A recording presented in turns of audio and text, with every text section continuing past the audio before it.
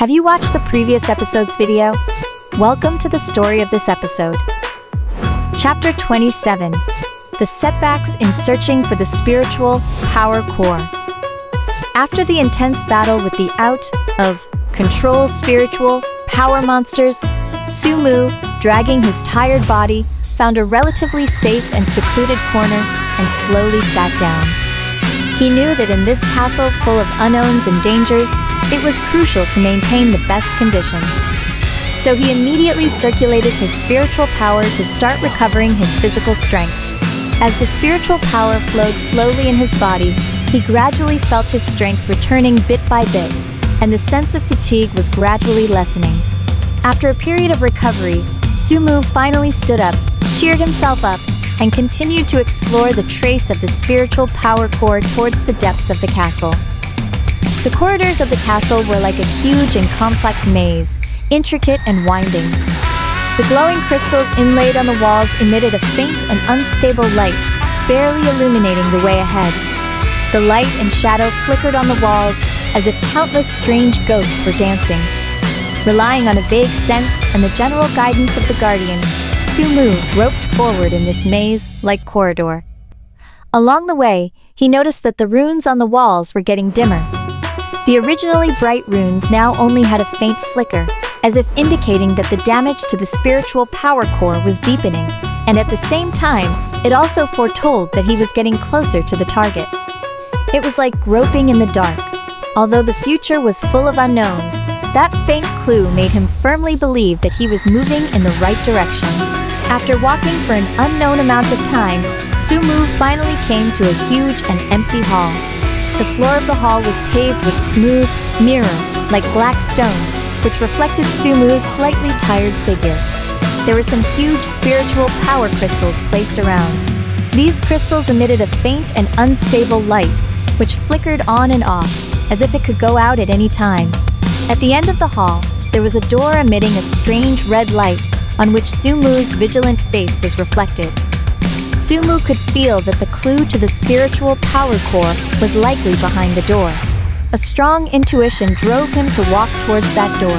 However, when he cautiously approached the door, the ground suddenly began to shake violently. Cracks spread rapidly like a spider's web from all directions. Then, a group of short but extremely agile monsters emerged from the cracks. These monsters were covered in gray scales, which glistened with a strange luster in the faint light. Their eyes glowed with a greenish light, like two burning ghost fires, and they made chattering strange noises, as if communicating some kind of information with each other. Sumu quickly drew his sword, and the blade glistened with a cold spiritual power light. He watched these newly appeared enemies wearily, secretly thinking about countermeasures in his heart. Without any hesitation, the monsters were immediately divided into several waves and rushed towards Sumu like a tide from different directions. Sumu immediately activated his spiritual power shield. A transparent spiritual power barrier quickly formed around his body. At the same time, he waved his long sword to resist the attacks of the monsters. Although these monsters were not strong individually, they were numerous and coordinated tacitly.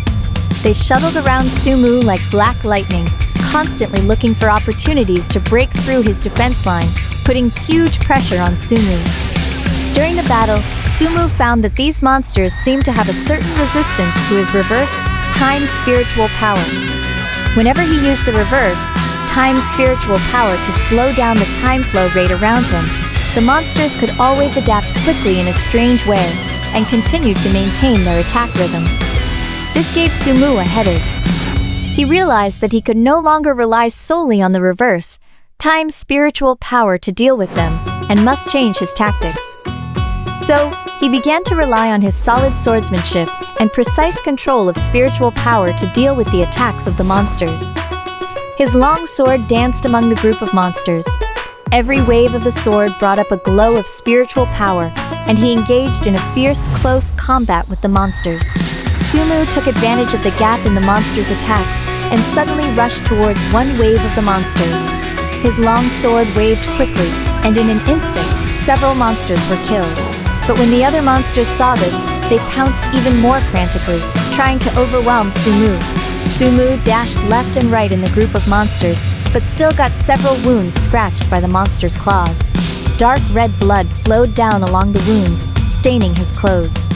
Just when Sumo was in a tough battle, he suddenly noticed that the flickering frequency of the spiritual power crystals around the hall seemed to have some subtle connection with the movements of the monsters.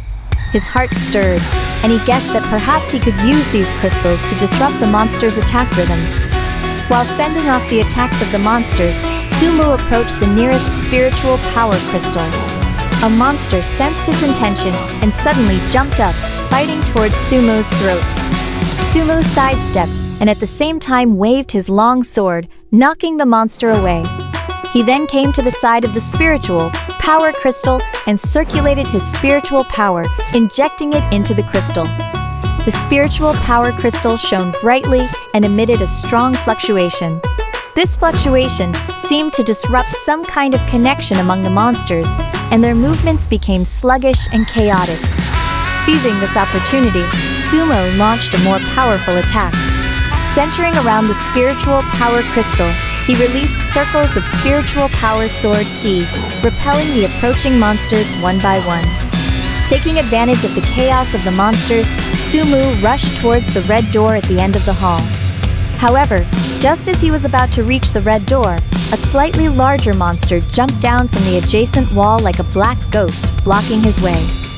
This monster emitted a more powerful spiritual power fluctuation all over its body, and was obviously the leader of this group of monsters. The monster leader opened its huge mouth and spat out a black spiritual power beam. The beam was like a black bolt of lightning, shooting straight towards Sumo. Sumo quickly activated his spiritual power shield to resist, and at the same time concentrated his spiritual power on the long sword, ready to engage in a fierce battle with the monster leader. He knew that this would be a difficult battle, but in order to find the spiritual power core, he had to defeat the enemy in front of him. The story continues. More exciting content is coming up. Subscribe as soon as possible.